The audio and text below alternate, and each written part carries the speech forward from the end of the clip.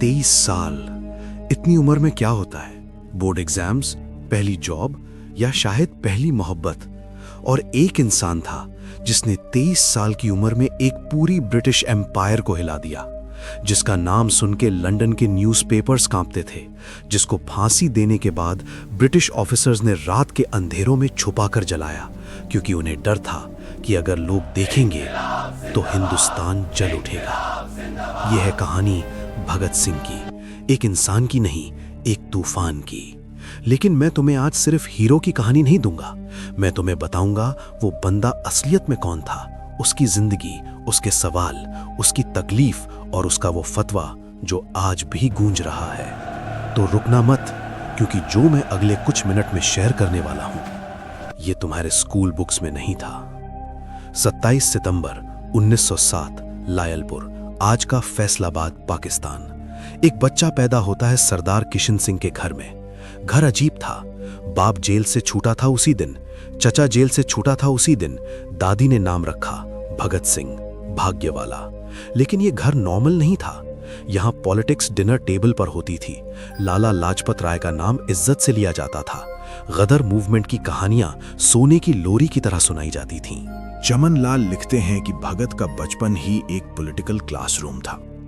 घर के बाड़े, खेत, रात की चौपाल, सब जगह एक सवाल घूमता था, ये अंग्रेजी हुकूमत का अंत कब होगा। एक दिन छोटे भगत को खेत में देखकर किसी ने पूछा, क्या बोलना चाहते हो?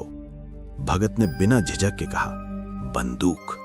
7 साल का बच्चा था। सोच लो, ये कोई आकस्मिक जवाब नहीं था, ये एक जहन की नींव थी। 13 अप्रैल 1919। भगत सिंह सिर्फ 12 साल का था जब जनरल डायर ने अमृतसर के जलियांवाला बाग में 379 लोग मार दिए। सिर्फ एक एग्जिट था उस बाग में और डायर ने वहां गन लगवा दी। अगले दिन भगत स्कूल नहीं गया, वो अमृतसर गया, 20 किलोमीटर पैदल, अकेला। वहां खून से रंगा मैदान देखा, गोली के निशान देखे, एक एक निशान पर हाथ रखा, फिर एक मुट्ठी मिट्टी उठाई, वो मिट्टी जो शायद किसी की खून से गीली थी, और घर ले आया, एक डब्बा बना के रखा। एस इरफान हबीब लिखते हैं कि ये जलियांवाला बाग का ट्रॉमा भगत के साइकी में सीधा उतर गया। यहां एक बचपन खत्म हुआ, एक इनकलाब शुरू हुआ।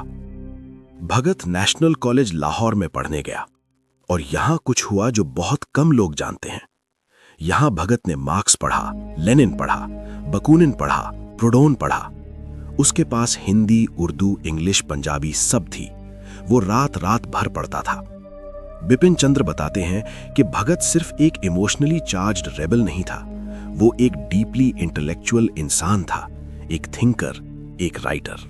वो कीर्ति मैगजीन में आर्टिकल्स लिखता था, धर्मा, कास्ट, साइंस, रेवोल्यूशन, सब पर। और एक चीज जो उसके राइटिंग्स में बार बार आता था, अगर इंसान खुद से नहीं सोचा तो वो आजाद नहीं, चाहे अंग्रेजी चली भी जाए।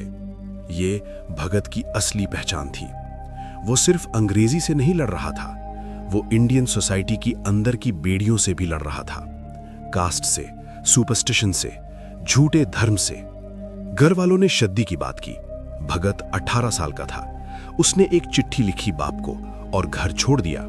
चिट्ठी में लिखा, मेरी जिंदगी एक मकसद को समर्पित हो चुकी है, आजादी। इसके लिए मुझे नहीं चाहिए कोई पर्सनल जिंदगी। कानपुर गया, HSRA, Hindustan socialist Republican association से जुड़ा। सुखदेव, चंद्रशेखर आजाद, राजगुरु, ये लोग मिले। एक फैमिली बनी, खून की नहीं, आइडियाज की। लेकिन एक चीज होने वाली थी जो भगत को एक लोकल लीडर से इंटरनेशनल सिंबल बनाने वाली थी। और वो मोमेंट इतना एक्सप्लोसिव था कि ब्रिटिश गवर्नमेंट ने सालों तक उस इंसिडेंट का नाम सुन के अपना मुंह बंद कर लिया। नवंबर 1928, लाहौर। साइमन कमीशन आया था, एक ब्रिटिश कमेटी जो इंडिया के फ्यूचर डिसाइड करने आई थी बिना किसी इंडियन के। 0 रिप्रेजेंटेशन। लाला लाजपत राय ने प्रोटेस्ट लीड किया। साइमन गो बैक के नारों से लाहौर गूंज उठा और अंग्रेजों ने जवाब दिया लाठियों से। लाला जी को डायरेक्टली चेस्ट पर लाठी मारी गई। ब्रिटिश ऑफिसर जेम्स स्कॉट ने ऑर्डर दिया। 18 नवंबर, लाला लाजपत राय चले गए। भगत के लिए ये सिर्फ एक पॉलिटिकल डेथ नहीं थी, ये पर्सनल था। लालाजी उसके लिए एक आइडियल थे, एक फादर फिगर। वीएन दत्ता लिखते हैं कि उस रात भगत ने अपने साथियों को एक ही बात कही, कोट, ये खून का जवाब खून से देना होगा, लेकिन सही तरीके से, ताकि दुनिया सुने, अनकोट। 17 दिसंबर 1928 प्लान था स्कॉट को मारना, जो लालाजी की लाठी चार्ज का ऑर्डर देने वाला था, लेकिन आइडेंटिफिकेशन मिस्टेक हुई। उनके डेप्यूटी जेपी सॉन्डर्स मार गया। भगत, राजगुरु और चंद्रशेखर आजाद, 3 लोग एक carefully planned operation Lahore police station के बाहर, डे लाइट में। भगत ने वो रात लाहौर छोड़ा, भाग के, डिस्गाइज में, भेस बदला, हेयर कट कराया, हैट लगाया, एक इंग्लिश जेंटलमैन बन गया जो ब्रिटिश इंडिया में कोई नहीं पकड़ सकता था। ये एक एक्ट ऑफ वायलेंस था, हाँ, और भगत ने कभी इस बात को छुपाया नहीं, लेकिन वो क्लियर भी था, कोट, हम बदला नहीं चाहते, हम एक मैसेज देना चाहते हैं। ये सिस्टम जुल्म के ऊपर खड़ा है और हम ये दिखाना चाहते हैं, अनकोट।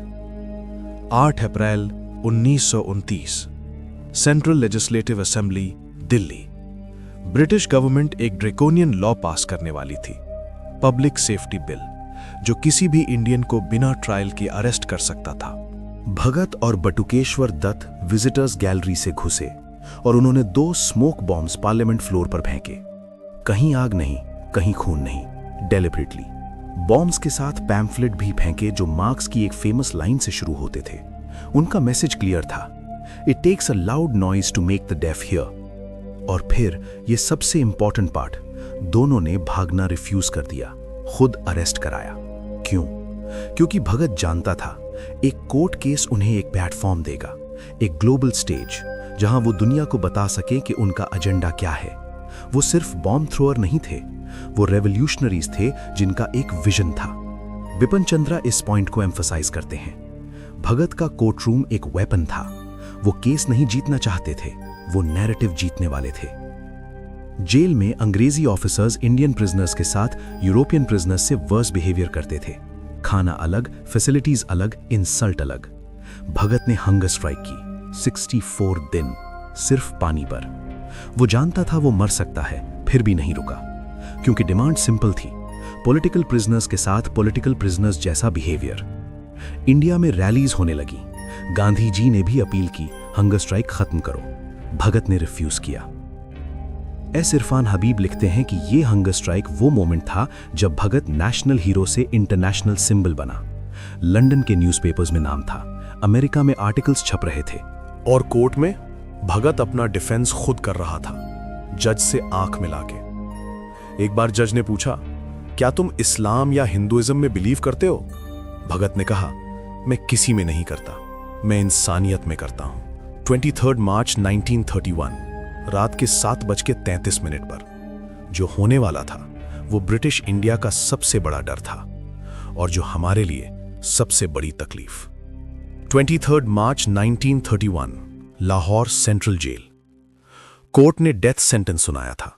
डेट थी 24 मार्च, लेकिन ब्रिटिश ऑफिसर्स को डर था कि अगर कल का इंतजार किया तो लाहौर की सड़कें आग में डूब जाएंगी।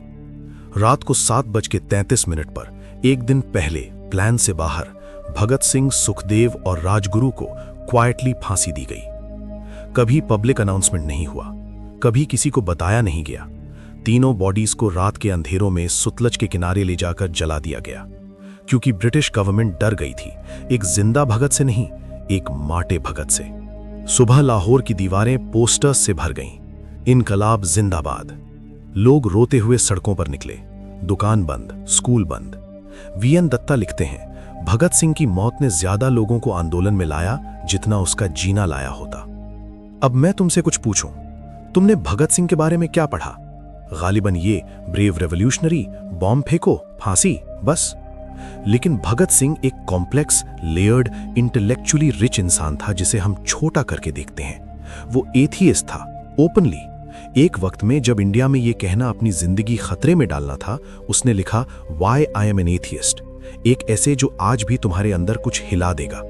वो फेमिनिस्ट था, विमेन की एजुकेशन और बराबरी की बात करता था जब पूरे देश में पर्दा सिस्टम था। वो सोशलिस्ट था, ब्रिटिश नहीं, लैंडलॉर्ड्स और कैपिटलिस्ट्स भी उसके टारगेट में थे। वो चाहता था एक ऐसा आजाद इंडिया जो सिर्फ अंग्रेज से नहीं, गरीबों के जुल्म से भी आजाद हो। चमन लाल का काम बताता है कि भगत ने 23 साल में जितना लिखा, एसेज, लेटर्स, कोर्ट स्टेटमेंट्स, वो एक आजीवन इंटेलेक्चुअल के बराबर है। और सबसे इंपॉर्टेंट, भगत सिंह ने कभी इंडिविजुअल वायलेंस को ग्लोरीफाई नहीं किया। वो बिलीव करता था कि रेवोल्यूशन सिस्टेमिक होती है, एक बुलेट से नहीं, लाखों लोगों की जागरूकता से। मरने से एक रात पहले भगत लेनिन की बायोग्राफी पढ़ रहा था। गार्ड ने पूछा, सुबह फांसी दी जाएगी, कोई डर नहीं? भगत ने किताब नीचे रखी, मुस्कुराया, कहा, सिर्फ एक ही बार तो मरना है, डर के मरना या हंस के मरना, चॉइस हमारी है। और वो हंस के गया, इनकलाब जिंदाबाद कहते हुए।